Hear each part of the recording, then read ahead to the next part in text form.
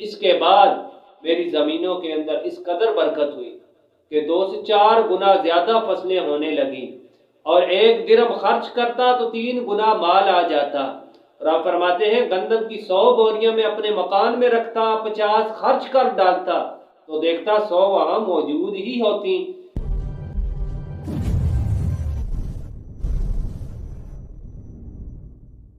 اعوذ باللہ من الشیطان الرجیم، بسم اللہ الرحمن الرحیم۔ الا ان اولیاء اللہ لا خوف علیہم ولا هم يحزنون، صدق اللہ العظیم۔ ناظرین اکرام، آج کا عنوان ہے شان حضور غوث اعظم۔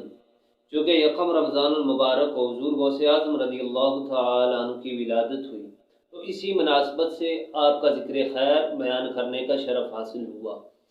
جو آیت مبارکہ آپ کے سامنے تلاوت کی، یہ 11ویں پارے کی آیت کریمہ اور 11 ہی اس کے لفظ ہیں، اور 11ویں والے کا ہی اس میں ذکر بھی ہے۔ الا ان اولیاء اللہ، خبردار بے شک اللہ کے اولیاء، لا خوف، نہ ان پر کوئی خوف ہے، ولا هم يحزنون، اور نہ ہی وہ غمگین ہوں گے۔ ناظرین اکرام، حضور غوث اعظم وہ عظیم ہستی ہے، آپ کی ولادت کے ساتھ ہی آپ کی ذات ببرکات سے کرامات کا ظہور ہونے لگا۔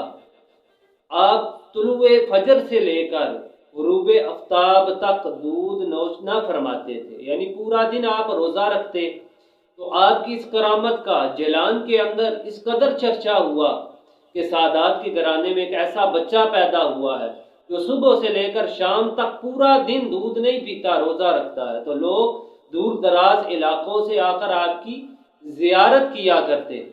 آپ کی کرامات بے شمار ہیں۔ حضرت شیخ اسماعیل رحمہ اللہ تعالی، آپ فرماتے ہیں شیخ علی بن حیتی جب بھی بیمار ہوتے تو وہ میرے ہاں تشریف لاتے اور کئی دنوں تک یہاں قیام کرتے۔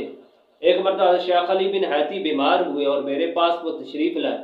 حضور غوث اعظم بغداد شریف سے ان کی بیمار کرسی کے لیے تشریف لائے، اور میری زمینوں میں اللہ کے 2 ولی یعنی حضرت شیخ علی بن حیتی اور حضور غوث اعظم جمع ہوئے، اور شیخ اسماعیل فرماتے میری زمینوں میں 2 کھجوروں کے درخت تھے جو خشک ہو چکے تھے، اور میں نے ان کے کاٹنے کا بھی ارادہ کر لیا تھا۔ حضور غوث اعظم نے ایک درخت کے نیچے وضو کیا اور دوسرے کے نیچے آپ نے 2 رکعت نفل ادا کیے، تو دیکھتے ہی دیکھتے وہ کھجوروں کے درخت ہرے بھرے ہو گئے، اور اسی ہفتے ان درختوں پر پھل بھی آ گیا، حالانکہ وہ کھجور کے پھل کا موسم نہیں تھا۔ حضرت شیخ اسماعیل فرماتے جب وہ پھل پکا تو میں لے کر حضور غوث اعظم کی خدمت اقدس میں حاضر ہوا۔ حضور غوث اعظم نے چند کھجوروں کو تناول کیا، اور اس کے بعد میرے لیے دعا فرمائی کہ اللہ تعالیٰ تمہاری زمینوں میں، تمہارے درموں میں، تمہارے ساع میں اور تمہارے جانوروں میں برکت عطا فرمائے۔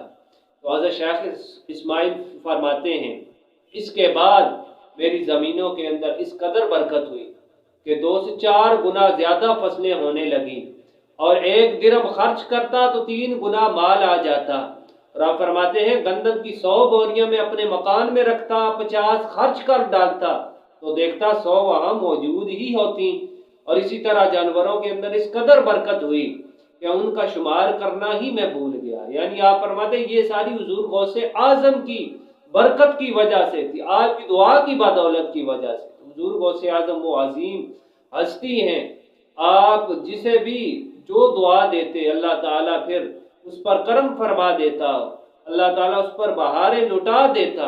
حضور غوث اعظم رضی اللہ تعالیٰ وہ عظیم ہستی ہیں، اللہ تعالیٰ حضور غوث اعظم کا فیضان تا قیامت جاری اور ساری رکھے۔ وآخر دعوانا عن الحمد للہ رب العالمین۔